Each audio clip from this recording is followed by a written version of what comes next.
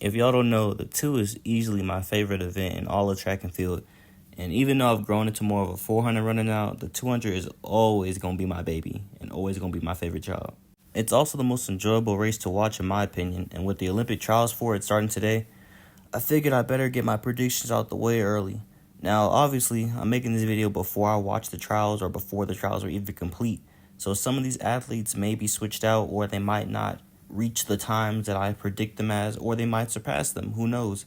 But I'm purely making these predictions based off how they've been performing this season and like how their resume lines up with how they've been running to make a solid prediction. I made my first prediction videos for the 200 and all the other sprint events on my TikTok, so if you haven't already, go make sure you check those out. But let's get into the video.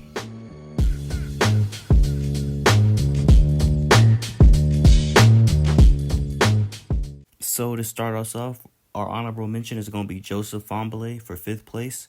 Ever since getting his personal best of 1985 at the NCAA Championships in 2022, he's been on the rise as one of the faces of the sport at the ripe age of 22.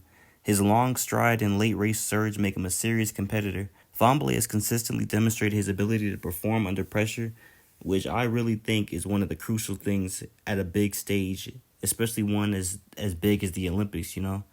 Like, I feel like with his rapid improvement and consistency, I feel like he could definitely secure a top 5 finish.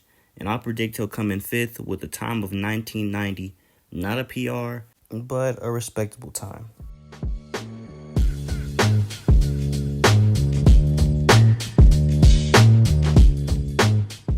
Arion N has got to be my favorite 200-meter sprinter right behind Kenny Bednarek. At just 20 years old, he's already ran an astonishing 1949, making him one of the fastest men in history over the 200 meters. And he's also beaten Bolt's record for the 200 at his age. Arion's explosive start and top-end speed are freaking insane, and he's consistently improved his performance and shown that he can handle the pressure at major competitions. Being only 20 years old, his youth and his raw talent are definitely going to make him a serious competitor, but I predict that he'll only end up coming short of the podium and getting 4th place with the respectable time of 1970. Now, I will say this, Arion N, at the pace he's going, I do feel like he will be the new face of the 200 meters, dethroning Noah Lyles in the upcoming years. But just from the fact that he got suspended this year for doping and like he hasn't ran at all, but he is going to be running at the trials. But before the trials, he hasn't ran shit since the Florida relays. So I don't really expect no super crazy time out of him, even though I know he's been training. Like, there's no way he's just been sitting on his ass. But I don't think he's going to run no super fast time. But I'm hoping he will prove me wrong at the trials.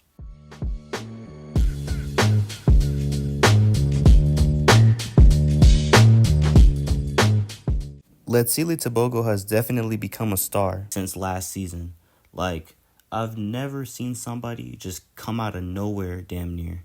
With a personal best of 1988, Tobu has been a standout in numerous competitions, demonstrating his strong technique and explosiveness. He's placed super well in the Diamond League, which is essentially the biggest stage for track and field aside from the Olympics, where he's gone toe-to-toe with some of the best sprinters in the world. I feel like with Tobu's ability to maintain his top speed and his excellent race strategy, I definitely feel like he'll be able to place at Paris. I predict he'll finish 3rd with a time of 1954 or somewhere around there. And it's crazy because all the people I've just ranked so far, they're literally like the next era of sprinters. Like the current era with like Coleman and Noah Lyles and all them, that's coming to an end. And these kids, because they're all young, they're all in their early 20s. They are going to be the new era.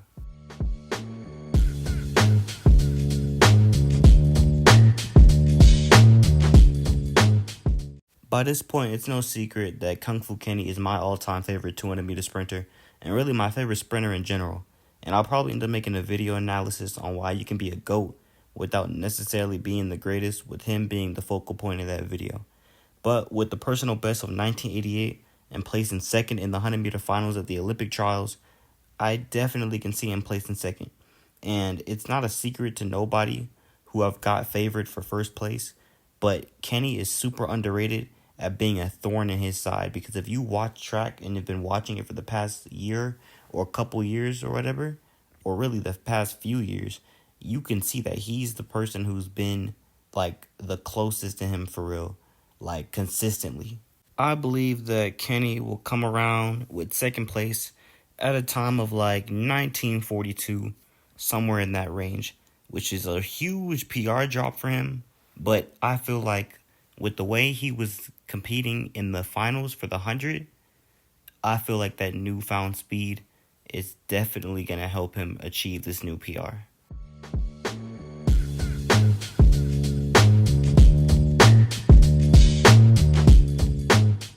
Finally, we come down to my final prediction, and the person that I think is going to win the gold medal at Paris 2024 is Noah Lyles. Like, was it really a debate? There's no way y'all really thought it was going to be anybody else. He's been in incredible form all year long and has proven every doubt in anyone's mind that he won't get first. He just crossed it out of their minds. He got a season best in the 60 meter with 6:43, and was for momentarily before Kristen Coleman beat him again. He was the world leading time in that event. And just like last week, he won the 100-meter finals in the trials with the PR of 9:83. Like, what can people say now? Because the people were hating on him before, saying his weakest part of his race was his start and his acceleration. But it can't be his weakest part of his race now if he's leading the world in them. Like, that just doesn't make sense. Like, I don't think he's going to break Usain Bolt's record this year. I think that Noah's going to come out with a new personal record of 1924. 0.02 faster than Johan Blake's record. And if you remember, Johan Blake, he probably could have broken Usain Bolt's record if he did not have a terrible start where he got glued to the blocks. Now that Noah Lyles is like leading in the 100 right now, at least in the USA. I don't know about the other people in the world, but right now in the USA, he's the fastest in there, and we already know how dominant he is in the event itself in the 200. I genuinely feel like he can beat that record, Johan's record, not Usain's. But those are my predictions. Remember, I'm still kind of getting into track. I haven't been watching track for several years. So if you feel like my predictions are like crazy as fuck, I don't even hold that against you. That's your opinion too. And more than likely, if you're a more seasoned fan, then you probably know more than me. But leave y'all predictions in the comments and let me know who y'all think's going to win, even though we already know who's going to win.